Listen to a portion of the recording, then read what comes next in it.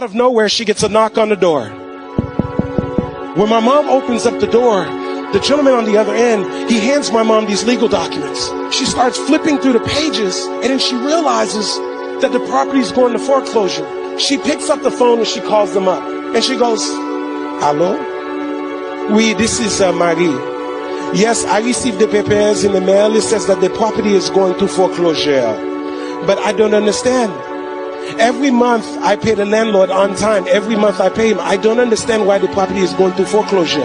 The lady on the line could tell that my mom sincerely did not understand what was going on. She said, "Oh, Marie, even though you've been paying the landlord money every single month on time, the landlord has a mortgage. The mortgage is attached to the property. Because of that, the bank has the right to foreclose. And so, ma'am, the property is going to go to foreclosure." And so my mom asked her, "Do you think that maybe I can go to the foreclosure sale? Whoever buys the property, I will be a good tenant for them. I will stay in the property. I will pay them the rent. Please, do you think that they will let me stay?" And you know what the lady told my mom? She said, "Ma'am, it's not even worth you showing up. Whoever buys that property is not going to want to keep your little restaurant in there."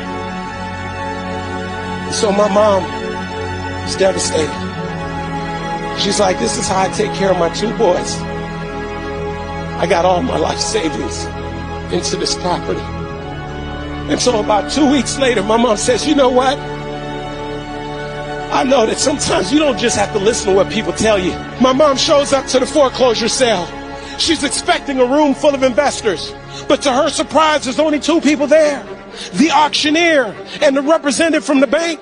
Now, before my mom could realize what's going on, the auctioneer steps up to the podium and says, "Ladies and gentlemen, we're about to start the bidding process on 540 West Atlantic Avenue. If you're here to bid on the property, please raise your hand." And so naturally, the representative from the bank is standing over here. She raises her hand.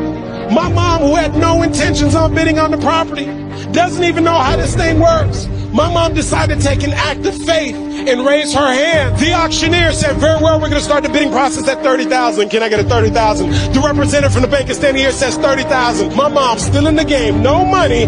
35,000. It gets over here to the banker, and banker says 36,000. This goes on and on. Now they're in the 40s. Now they're in the 50s. Now they're in the 60s. Now they're in the 70s. It gets over here to the banker, and banker says 76,000. Now my mom's like, "I might as well have some fun. I don't have any money anyway. We must be playing with some Monopoly money." And so my mom, attitude and all, my mom goes, 76,500. The representative from the bank is standing here with a clip pad. She picks up the clip pad and she says nothing. The auctioneer's got to keep the process going. He goes 76,500 going once, no answer. He goes 76,500 going twice, no answer. He goes 76,500 sold to who? My mom, the woman who had no intentions on bidding on the property. And so my mom is excited she won the bid. And then she's like, "Wait a second, I actually have to have the money."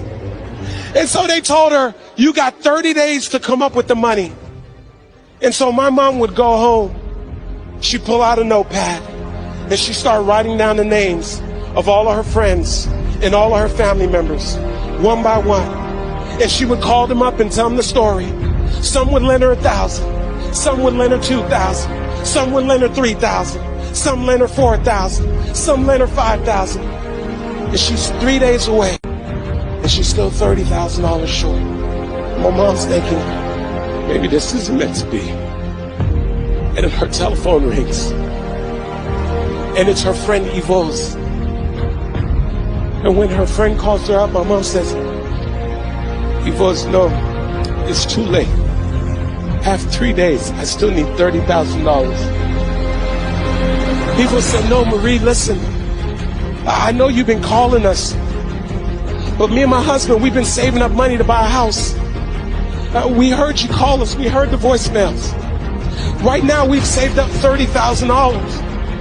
We prayed about it. We talked about it. And we want to lend you the $30,000. So my mom would go and get the money from Yvonne's and all of her friends and all of her family members. And she would drive over to the bank and get a cashier's check. She would get back in the car, drive up to Palm Beach, look at that big, thick cashier's window with the little hole at the bottom.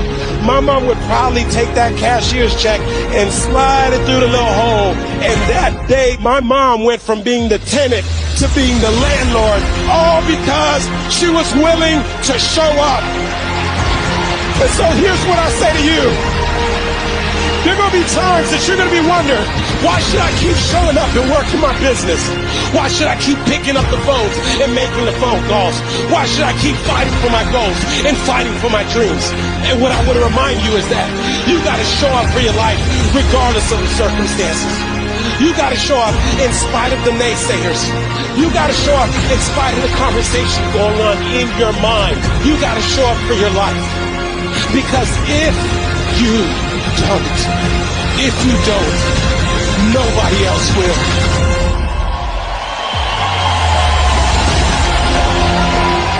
فتى أنت حتى لا تستطيع الوقوف على قدميك. مستر سلطة أرجوك سأثبت لك كفاءتي. اسأل شفيق سيشهد لي. لا. حسنا سأعطيك اختبارا وإذا اجتزته ستنضم لطاقم المطعم. اذهب واجلب لي ملعقة تعمل بقوة الماء، لها جزء إضافي أيسر ومحرك توربو، ولا تعد قبل أن تعثر عليها.